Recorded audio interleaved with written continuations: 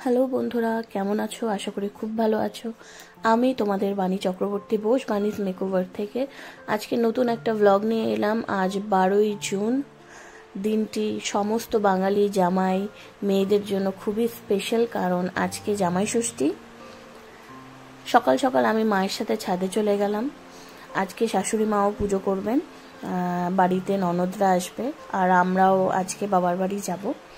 সকাল সকাল উঠে টুকটাক কাজ করে মা এদিকে ষষ্ঠী পুজোর জন্য তৈরি হয়ে গেল। মা ষষ্ঠী পুজোর জন্য ষাটের জল সুন্দর করে গুছিয়ে পাখার মধ্যে নিয়ে নিচ্ছে।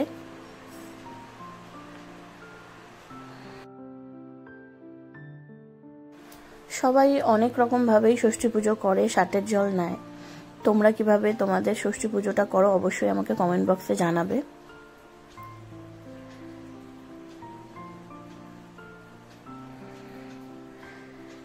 এরপর বাড়িতে আমরা রেডি হয়ে বেরিয়ে পড়লাম বাবার বাড়ির উদ্দেশ্যে। রাস্তায় প্রচণ্ড ভিড় ছিল, প্রত্যেকটি গাড়িতে শুধু জামাই আর মেয়ে, জামাই আর মেয়ে, দেখতে বেশ ভালো লাগছিল। তো আমি এদিকে দাঁড়িয়ে আছি, আমার হাজব্যান্ড গেছে বিমল সুইটস থেকে কিছু মিষ্টি নিতে, তো তার জন্যই অপেক্ষা করছিলাম। আর এদিকে সেও চলে এলো মিষ্টি নিয়ে। এরপর আমরা দই ভান্ডার থেকে দই নিতে যাব।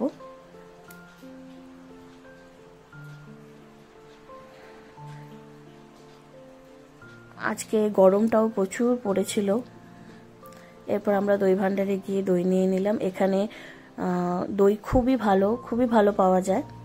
তো সেখান থেকে দই নিয়ে আমি বাড়িতে পৌঁছে গেলাম। বাড়িতে এসে দেখি আমার দুই পিসি অলরেডি চলে এসছে। এক আমার নিজের ছোট পিসি, আর আরেকজন আমার ঠাকুমার ছোট ঠাকুমার মেয়ে। আমার ঠাকুমারা 3 বোন, তো তার মধ্যে যে ছোট বোন তার মেয়েও এসেছিল, উনিও আমার সম্পর্কে পিসি হন। আর বাকিরা এখনো আসেনি। আমার নিজের জামাইবাবু, বড় জামাইবাবু এখনো আসেনি। বাবা যতদিন আমার ঠাকুমা বেঁচে ছিলেন, ঠাকুমাই ষষ্ঠী করতেন, তখন ঠাকুমা বাড়িতে প্রচুর ভিড় হতো, জমজমাট হতো। কিন্তু জবের থেকে ঠাকুমা আর আমাদের মধ্যে নেই, তো তারপর থেকেই বাবা বাড়ির বড়, তো বাবাই এই সমস্ত আয়োজন করেন। আর ষষ্ঠীর দিন আমাদের বাড়িতে সমস্ত পিসি পিসা থেকে শুরু করে আমরা সবাই উপস্থিত হই। এই দিনটাতে সেই মজা হয়, প্রচণ্ড ভিড় হয়। তো আমরা প্রতি বছরই এই অপেক্ষায় থাকি কবে ষষ্ঠী আসবে, সবার সাথে দেখা হবে। তো এদিকে যেহেতু আমার বড় জামাইবাবু এখনো এসে পৌঁছায়নি, তিনি কাজের সূত্রে গ্যাংটক গেছিল, তো তিনি রাস্তায় আছে। তার রাস্তায় দেরি হচ্ছিল বলে আমার হাজব্যান্ডকে দিয়েই আগে পুজোটা শুরু করলো, আশীর্বাদ পর্বটা শুরু করলো। এরপরে হচ্ছে গিফট আদান প্রদানের পালা। আমার মা আমার হাজব্যান্ডকে কিছু গিফট দিয়েছে, আমার হাজব্যান্ড আমার মাকে কিছু গিফট দিচ্ছে। তো এইভাবেই করে দিনটা ভালোভাবে কাটলো।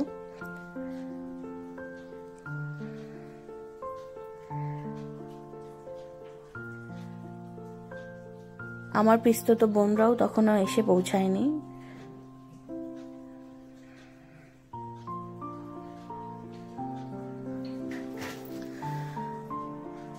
আমার বাবারা হচ্ছে তিন ভাই 3 বোন, তো এখন 2 ভাই আর 1 বোনই আছে, বাদ বাকি কেউই আর আমাদের মধ্যে নেই।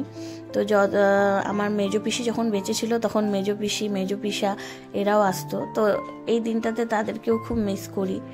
তারা সারা বছরই অপেক্ষা করতো কবে হাসুর বাড়িতে জামাই ষষ্ঠী হবে। আমার বাবাকে সবাই আদর করে হাসু নামে ডাকে।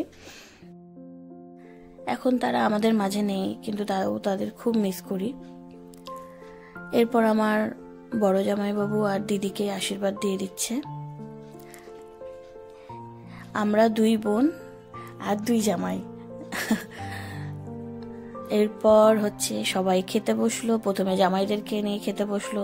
আমি একটা ভিডিওর জন্য আমার জামাইবাবুকে বলছিলাম যে একটু দেখো, উনি লজ্জার চোটে আমার ক্যামেরার দিকে তাকালোই না।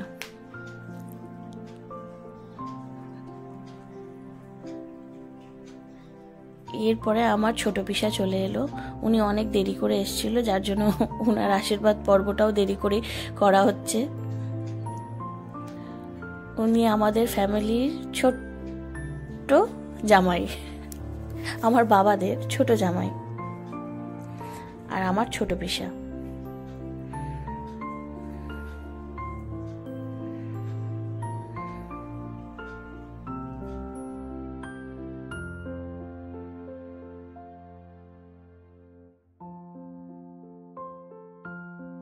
এরপর আমার আরেক পিসাকে আশীর্বাদ করে দিচ্ছে, ইনিও আমার সম্পর্কে পিসাই হন।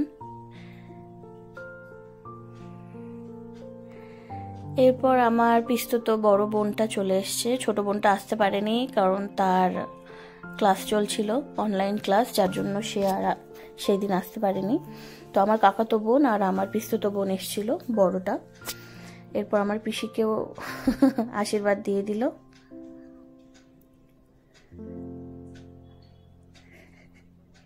আমার পিসির মুখ দেখেই বুঝতে পারছো পিসি বিরক্ত হচ্ছে, কারণ মা বেশি বেশি করে সার্টের জল তার মাথায় ঢেলে দিচ্ছিল।